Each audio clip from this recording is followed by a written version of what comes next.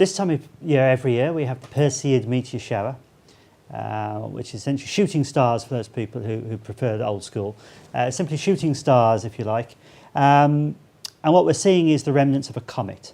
And when we look into the sky and we see these shooting stars going across the sky, if you trace their tails backwards, they all seem to point to the constellation Perseus. So we refer to them as the Perseid Meteor Shower.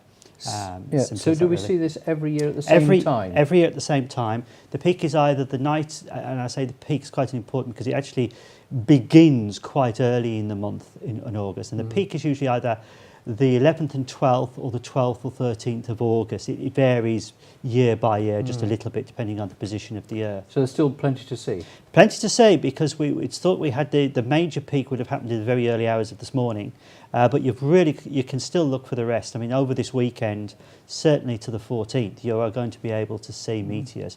Maybe 50 to 60 meteors still an hour is still quite possible over the next period. Okay, so were you on your roof or in your back garden or somewhere watching this? In the back garden for a short while until the clouds came, and once the clouds come, that's it, you sort of lose it then, which is unfortunate. Which is typical, this is typical astronomy weather, because what we see is we have a run up to the Perseids of perfectly good night skies, come the Perseids, cloud. Slight interference with the moon, because a lot of these objects are actually quite they're reasonably bright, but if you've got a bright moon, that's going to wash out the sky a little bit. And one of the problems we also have now, of course, is if you're in a city centre or a town centre, you're going to have the street lights which tend to wash out the sky. So you miss a great deal, because you have people saying, oh, well, I only saw 4 really bright ones. Well, yeah, you've missed all the smaller ones because the street lights have washed it out. I've just read here, it says find somewhere far away from city light pollution. So what time will all this be visible? Well, you can start looking as soon as the sun goes down, really, but we would recommend... So that's what, 20 past 9? Yeah, we we normally would recommend that usually after midnight is a good time, and sun up is the best time to actually start to have a good look, so the dark of the sky. And there are any particular areas of the West Midlands where you'll see it better than? Just where it's dark, really. Just where it's dark. Find somewhere which is nice and dark is actually key. I mean, we used to disappear at one time when I was with the various astronomy groups to Cannock Chase, for instance, which was absolutely fantastic with our little hampers of food, lying on our back, having something to eat and watching the stars shoot above our heads. And why not? Why not? In fact, it does say here as well, you should lie back and wait, sit in a reclining chair or lounger, or simply lie on the floor. Absolutely. It's one of the most relaxing ways to do astronomy you can imagine. But make sure you're awake, don't just drift off to sleep. I was going to say, that's the trouble, isn't it? You get out there on the deck chair on the floor, and, I'll just close my eyes for me. What does surprise me, it says not to use binoculars or telescopes. No, you don't need them. This is the beautiful thing about meteor showers, and we have a number of them through the year. I mean, this just happens to be the most popular one, the most famous one.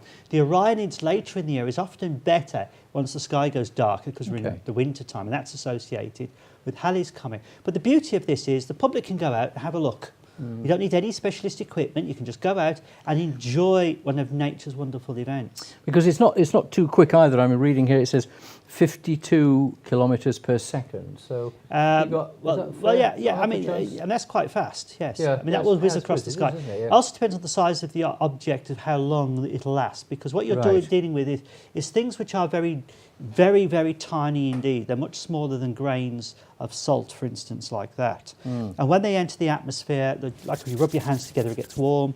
They heat up. They ionise. It's beautiful colour, and a fireball, if you like, comes across the sky. If they're reasonably sized objects, this is where you get what's called a bolide or a fireball, a very big bright object with a long train coming behind it, and they can be quite spectacular then, really spectacular. So it's like watching really good fireworks a long way away, isn't it? It can be done like that, yeah, if it works like that. I mean, I remember the 1980s very well, looking actually very close to the city centre of Birmingham and seeing staggering show.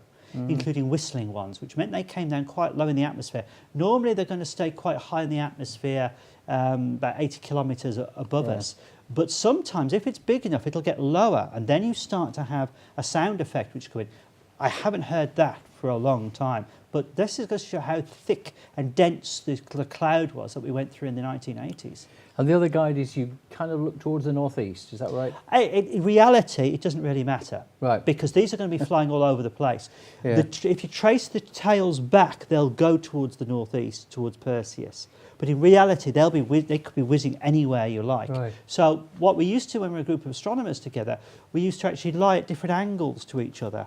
And then we could actually all call out when things are flying around us. And it gives us an idea of the count then, of how many per hour. So now, of course, there's going to be lots of people who will video things like this. In terms of the people who are doing it on a professional basis, do they then analyse it later? Does it tell them anything, indeed? Yes, we can. I mean, one of the things which is important, because what we're looking at here is pieces of a comet. These are parts of comet Swift-Tuttle. And when a comet, which is essentially made out of ices and a bit of dirt, get close to the sun, they sublimate. That means the solid part of it turns straight into a gas without becoming a liquid. Okay. So then the solar wind blows the tail away from the sun. So you end up with a comet with a tail. People are familiar with pictures of Halley's Comet. That tail is made up of these particles. Now this tail then makes a circle around the sun. So you've got like a ring of cometary debris around the sun. And the Earth then passes through this debris during its orbit. And all these particles then start to enter the Earth's atmosphere and they burn up. Yeah. So by looking at the colours, the different sizes, by the brightness of them, we can try and get an estimate of what Swift-Tuttle is actually made of. What type of materials is it made out of there? And that's quite important. Now we can analyse that using photography. We can analyse that with the scientific equipment on the ground. Easy to take photographs. You set your B setting and just leave the camera facing up at the sky, nice wide angle lens, B setting, leave it for 30 seconds, close it, next 30 seconds and so on, and you'll get streaks going across it and you can look at them through that, which are quite fantastic. Sounds terrific. I think I may be tempted. Just very quickly, I know you know everything. Do you know when the first recorded shower was? What year? Now this is interesting. There was quite a lot of showers which were done. In fact, there's Roman times actually recorded meteor showers. But to identify them as connected to a comet is 1862 with Schiaparelli. Right.